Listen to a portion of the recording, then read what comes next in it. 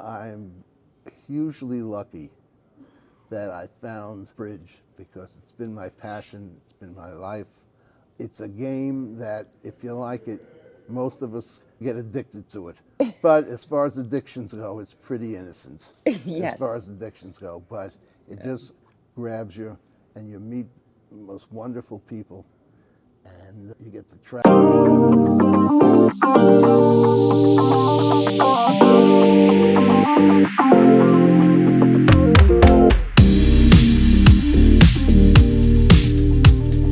American Bridge Championships here in Las Vegas. I'm with Mel. I read your book. I've been playing bridge. You're the one. You're the one who bought it. Your friend Jim Griffin. I miss him. He hasn't been playing. Yeah, I see them occasionally online. Jim and Pat Griffin, they've been to our house for the holidays. Ah. They lived in Marin County for a while. I live in South Carolina. Yeah, and Maui. They've got a condo in Maui. Anyways, Jim did the foreword to that book. I picked up that book, and I think you might have signed it at one of the nationals. Could well have. A dozen years ago. Could be. My husband and I read it, and it's all about Mel's rules. I saw you here at the Nationals, and I thought it would be super fun. And one of the things that I would love for you to do, I would love to hear about your personal bridge story, how you got started in bridge, and let's talk about that. I want to talk about Mel's rules a little bit, and maybe some of the beginners can. It was a really great starting point. My husband still has them all memorized. Good for him. I've been playing bridge for a long time. I always remember my first duplicate game. I remember the exact day because it was the Wednesday night following the Sunday night that the Beatles first appeared on Ed Sullivan in 1964. So I've been at this a long time. That's 36, about 60 years. I'm hugely lucky that I found bridge because it's been my passion, it's been my life. It's a game that, if you like it, most of us get addicted to it. But as far as addictions go, it's pretty innocent. Yes. As far as addictions go, but it just grabs you and you meet the most wonderful people and you get to travel. I'm a full-time bridge professional. I play, but mostly I teach, I write. Some people think I'm pretty good at it. Actually, he's a very entertaining writer. His books are super easy to read. Mel, you got started, how old were you? I started when I was about 16. Okay. And then did you go off to college? Yes. I went up to school locally in New York and then in graduate school in Maine. What did you study? I have a master's degree in economics. I was an economist on Wall Street for 20 years. There are so many Wall Street people, or Chicago, so many hedge fund, options traders, a lot of economists. There are a lot of economists that are playing bridge as well. It's a lot more honest game. Jesus. Yeah. When did you make the switch to being a full-time professional bridge player? When I was about 40. I just started from scratch. A person that I knew whose father was the president of a country club on Long Island, and I got access to the country club, and I started and word spread. Did you start teaching and then working with people? Yeah. So there's professional players in bridge. Here at the Nationals, there's a lot of professional players at bridge. It's definitely a partnership game, and you want to start playing with somebody when you're a beginner. But as people start to get better, then they need to learn more than what you can just learn from books. The way I explain bridge, most people know the old, I guess it was a TV game, Name That Tune. I can name that tune. In a sense, bridge is like that because bridge has two parts. It has the bidding and the play. In the bidding, you announce what you're going to do. I'm going to take 9 tricks with spades as trump. Oh yeah? Let's see you do it. You can name that. Now let's see you name that tune. And if you do it, then you get points. If you don't, the opposing team gets points. It's a game that you have to draw deductions, you have to draw inferences. At the beginning, some people find it difficult. It's difficult because you have to work at it. But it's rewarding. Most people, at a certain point, there's a turning point where the work turns into fun. If you do a crossword puzzle or any game and you get it right, it's yes, I got it right, and it's really fulfilling because it's not easy. If the game were easy, there wouldn't be a draw to it. Yeah, it's so exciting. I'm here. Today is the finals of the mixed pairs. I went to bed last night. We were leading, which was pretty exciting. It was second. When I went to bed last night, I know. and I guess there was a score correction or Right, something. I know. Moved to second, which is still, I'm in great company. Right. Oh, yes. One of the great things about the game is that so many people have made lifelong friends through the game. As we were talking about Jim and Pat Griffin.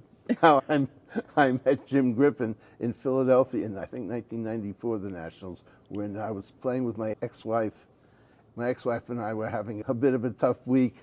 She wanted to go home. She left. I didn't have any partners. A mutual friend hooked me up with this man, Jim Griffin. He's my vote for the combination nicest, best bridge player that I know.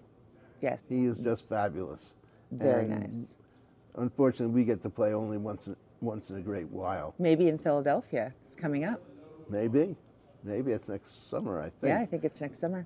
That's one of the things. We're here at the North American Bridge Championships. They move around. The last one's in Toronto. This one's in Vegas. Then we go to Memphis, Philadelphia, and then San Francisco. It's like the golf tour, like the majors, the Masters and the U.S. Open in golf. We have our big tournaments. We call them nationals. Or others of us call it adult summer camp.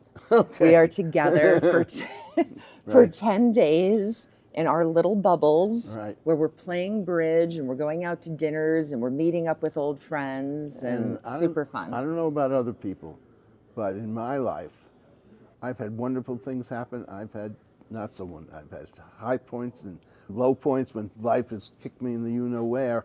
When you play bridge, you get lost in this world, and it gets you through the bad times, and it makes the good times even better, but gets you through the bad times. When you're having issues and stuff, you can go and play bridge, and really for 3.5 hours or 3 hours, you're not thinking of other things. You get your mind off of that, because once you start playing with the cards, your mind has to completely be there to play well. So let me tell you a funny story. I was playing in a Swiss team.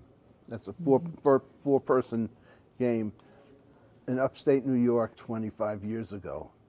We were playing against a very good team. We play a 7-board match. The first board, my ex-wife and I really screwed up a defense. Oh my God. It was embarrassing. And all 4 players at the table knew that we had screwed up. But we're very experienced, and we pushed on. We didn't argue or anything. We just played the rest of the boards rather well. And when the match was over, we did it right. I think we lost by a little, which is okay. It's a Swiss team. My ex and one of the opponents left, and there was one of the opponents was left with me, and his name was Steve Weinstein. He said to me, Mel, I commend you and Janet for the way you acted after your defense on the first board. So I laughed. I said, yeah. You didn't say anything, and you just kept playing. I started laughing. He said, what's so funny? I said, you want to know why we didn't say anything? We just kept going. We had a big fight this morning. We weren't talking to each other. It's one of the things that I've been interviewing people about is the partnership aspect of this game, because when you have a good partnership, I'm with a pickup partner right now who is a gentleman that was going to leave the tournament, found out that I was available, called his wife and his business partner and asked if he could have 2 more days. He is a very understanding wife. He says, I want to hook up with a woman. Another woman, is that all right? I've actually had dinner with her before, so Bob could be my dad. He was lovely yesterday. It just, the chemistry at the table was just so wonderful. I had to keep reminding him if he did make an error, he was like, oh, that was so stupid. I'm like, Bob, get some water. It's okay. Yeah. I'm not saying it, like, it's okay, because that's the thing is you have one mistake on one board. How many mistakes do most of us make in a single session of 26 boards? Like 40 is the average mistakes. Most people don't know the small errors they're making. Right. And so much of bridge, there is grayness to it. You can do the statistics and the odds of what you should do or don't do. I had 3 queens offside on me yesterday by the woman that couldn't make a bid over her partner's opening. And I'm like, I looked at my partner and he knew that I couldn't play her for many values, and she had a lot. But the big thing about errors, I have an expression. You can't let one mistake beget another. You Yes. have to get over it. Berating your partner doesn't help. Because then you're Either on way. edge, you're afraid to do Right. things, you're afraid for your Mo- partner to explode. Most people don't play as well when their partner is in their face. Now, my ex-wife, who I played with for a long time, since divorce, I don't want to make it sound like we fought all the time, because we didn't. We were very good at the table. And people used to really congratulate us on the way we comported ourselves, because it's just difficult. Bridge partnership is a lot like a marriage. Yeah. You got to compromise, you have to be understanding, you have to be supportive, and it's a challenge. Bridge partnerships break up for one of two reasons. One, because they can't get along bridge-wise. You think this, they think that, but usually it's because of the interpersonal things. You don't get along as people. Yeah. You need to be able to talk it out. You Right. need to, when you can't agree, have a coach. A lot of the top pairs will Yes. have a coach that they can go to. I talked with Nick and Ralph. This is Nick Nickel and Ralph Katz. They said when they have a really bad set, it's not discussed later at dinner. Right. They'll wait a day or two. Ralph recommended always waiting a while when you've had some bad sets, because many times you think something at the table, but you're not in your partner's shoes. You don't understand why your partner's doing something. And afterwards, when you see the hand record and you really analyze it, oh, actually, I made the error. I know, it's embarrassing. And then you look at it.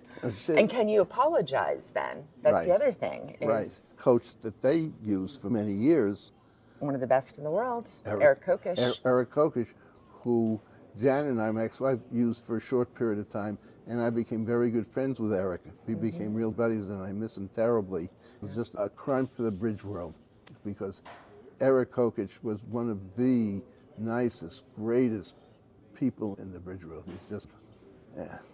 Okay,